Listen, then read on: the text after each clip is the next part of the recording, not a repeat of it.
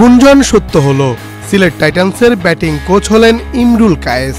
সবশেষ আসরেও খেলোয়াড় হিসেবে বিপিএলে অংশ নিয়েছিলেন তিনি, তবে আসন্ন আসরে তাকে দেখা যাবে নতুন ভূমিকায়। সিলেট টাইটান্সের ব্যাটিং কোচের দায়িত্ব পেয়েছেন তিনি। একই সঙ্গে জাতীয় দলের সাবেক ক্রিকেটার সৈয়দ রাসেলকেও পেস বোলিং কোচ হিসেবে নিয়োগ দিয়েছে ফ্র্যাঞ্চাইজিটি। আগামী আসরের জন্য সিলেট টাইটান্সের প্রধান কোচের দায়িত্ব পেয়েছেন সোহেল ইসলাম। সোহেলের কোচিং প্যানেলে আছে বাংলাদেশের ঘরোয়া ক্রিকেটে নিয়মিত কাজ করা এক ঝাঁক দেশি কোচ। সিলেটের সিনিয়র সহকারী কোচ হিসেবে দেখা যাবে মাহমুদ ইমনকে, যিনি বাংলাদেশ নারী দলের সঙ্গে কাজ করার পাশাপাশি দেশের একমাত্র ফ্র্যাঞ্চাইজি টুর্নামেন্টে সিলেট স্ট্রাইকার্সের প্রধান কোচও ছিলেন। তাদের সাথে আছেন ব্যাটিং কোচ ইমরুল কায়েস ও বোলিং কোচ সৈয়দ রাসেল। দেশের বাইরে থাকার কারণে বাংলাদেশ প্রতিদিনকে মুঠোফোনে ইমরুল জানান, আলহামদুলিল্লাহ আমি খুশি, সিলেটের হয়ে মাঠে নামতে মুখিয়ে আছি।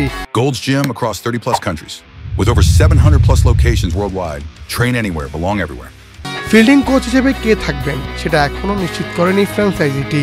26 ডিসেম্বর থেকে শুরু হতে যাওয়া বিপিএলে সিলেটের ট্রেনার হিসেবে থাকবেন আসলাম খান। এছাড়া ফিজিওর দায়িত্ব পেয়েছেন বাংলাদেশ জাতীয় দলের সঙ্গে লম্বা সময় ধরে কাজ করা বায়েজিদ উল ইসলাম।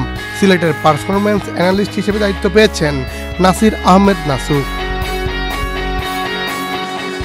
আগামী 30 নভেম্বর রাজধানীর 5 তারকা হোটেলে বিপিএলের নিলাম অনুষ্ঠিত হবে। কয়েক বছর পর বিপিএলে নিলাম ফেরানো হয়েছে। নিলামের আগে দুজন করে দেশি ক্রিকেটারের সঙ্গে সরাসরি চুক্তি করার সুযোগ পাচ্ছে ফ্র্যাঞ্চাইজিরা। সুযোগটা কাজে লাগিয়ে মেহেদী হাসান মিরাজ ও নাসুম আহমেদকে দলে নিয়েছে সিলেট। এছাড়া দুজন বিদেশি ক্রিকেটারের সঙ্গেও চুক্তি করেছে ফ্র্যাঞ্চাইজিটি।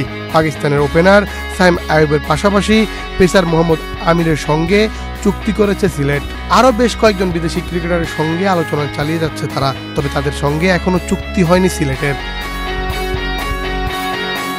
মুন্না চন্দ্র দাস, বাংলাদেশ প্রতিদিন।